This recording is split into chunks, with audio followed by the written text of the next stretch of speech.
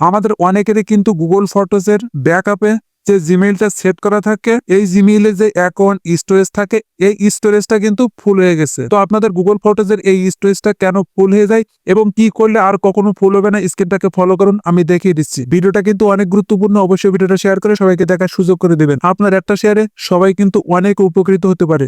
ওকে, আপনারা প্রবেশ করবেন আপনাদের ফোনের গুগল ফটোসে। এরপর আপনারা প্রোফাইল আইকনের উপরে ক্লিক করবেন। এরপর আপনারা নিচে স্ক্রল করবেন, এখান থেকে আপনারা ফটো সেটিং এখানে ক্লিক করবেন। এরপর আপনারা ব্যাকআপের এখানে ক্লিক করবেন। এরপর আপনারা নিচে স্ক্রল করবেন। এরপর আপনারা ব্যাকআপ ডিভাইস ফোল্ডারে এখানে ক্লিক করবেন। এখানে আসলে দেখতে পারবেন যে আপনার ফোনে সবকিছুই অন করা আছে। আর এই অন থাকার কারণে আপনার ফোনে যদি আপনি কোনো ছবি ডাউনলোড করেন, সেগুলো কিন্তু আপনার ওই জিমেইল অ্যাকাউন্টে ব্যাকআপ হয়। কোনো ছবি তোলেন, কোনো ভিডিও করেন, কোনো মুভি ডাউনলোড করেন, সমস্ত কিছু কিন্তু ওই জিমেইলে ব্যাকআপ হয়। আর যখনই ব্যাকআপ হয় আর তখনই কিন্তু আপনার ওই জিমেইল স্টোরেজটা ফুল হয়ে যায়।